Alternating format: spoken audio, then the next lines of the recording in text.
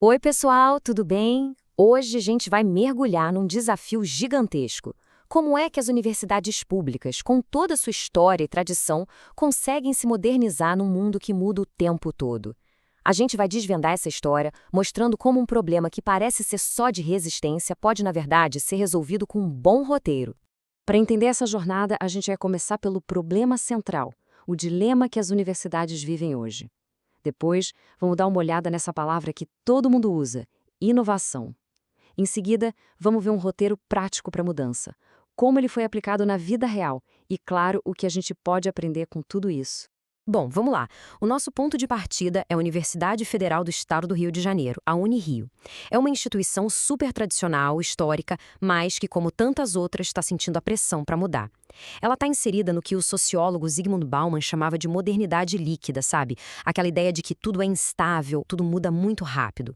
E aqui a gente chega no ponto central que a pesquisa identificou logo de cara. O grande obstáculo não é a falta de tecnologia. O problema é humano, é cultural, é uma resistência a mudar a forma de pensar e de trabalhar. Não adianta só instalar um programa novo, a questão é mudar mentalidades. E essa resistência não surge do nada, né? Ela é resultado de uma pressão que vem de três lados. Primeiro, a pressão tecnológica, que não para nunca. Depois, a social, aquele choque entre a hierarquia super rígida e um jeito mais moderno e colaborativo de trabalhar. E, por fim, a pressão por uma governança melhor, mais transparente, menos burocrática. É, literalmente, uma briga em várias frentes. Então, com esse problemão todo na mesa, qual é a solução mágica que aparece? Inovação. Só que essa palavra virou um jargão, né? A grande questão é, quando os gestores de uma universidade falam em inovar, será que eles estão todos falando da mesma coisa? Vamos investigar isso. Essa é a pergunta-chave aqui. O que a pesquisa mostra é que o termo inovação muitas vezes é mal interpretado, o que gera uma confusão danada e pouca ação de verdade. Na prática, existem tipos bem diferentes de inovação, e nem sempre isso fica claro. E esse slide aqui é fundamental para a gente entender a diferença. Basicamente, existem dois caminhos. A inovação técnica é aquela que vem de cima para baixo, imposta, com foco total em eficiência.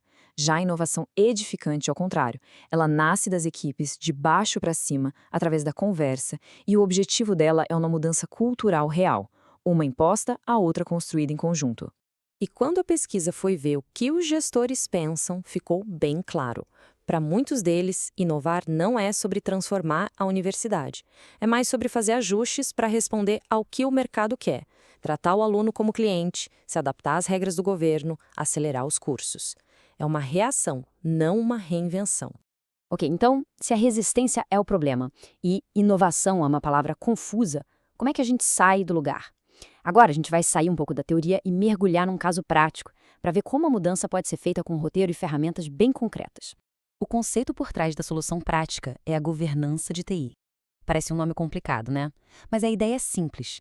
É ter um método, uma disciplina, para garantir que a tecnologia e os projetos sirvam à estratégia da instituição, e não o contrário. É botar ordem na casa. E como se faz essa tal governança na prática? Uma das ferramentas mais conhecidas é o ciclo PDCA. É um ciclo que não para nunca. Você planeja, executa o que planejou, checa se deu certo e age para corrigir e melhorar. Simples assim. É a engenharia da melhoria contínua na via. Chega de teoria, vamos ver como isso funciona no mundo real. A gente vai analisar o caso do departamento de TI de uma universidade federal que resolveu usar uma ferramenta de planejamento chamada G-Planners justamente para colocar esses princípios de governança em prática.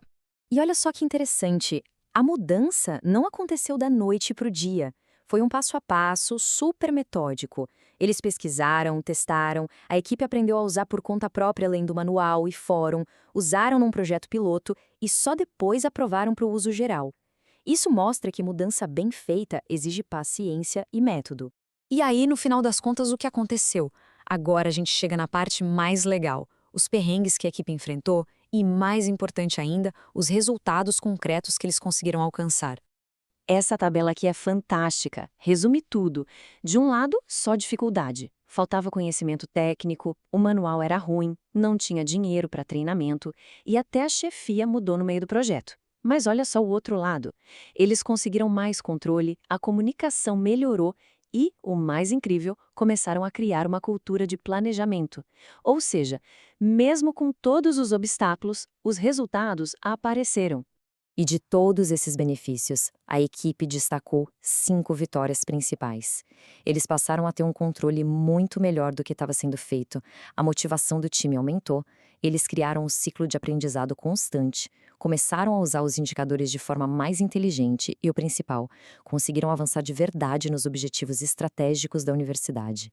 Então, qual é a grande lição disso tudo? É que planejamento estruturado funciona. E ele ataca diretamente o problema da resistência, lá do começo. Quando as metas ficam claras e todo mundo entende o seu papel, a resistência diminui. A mudança deixa de ser uma ameaça para virar um projeto de todo mundo. E para fechar, fica uma pergunta no ar.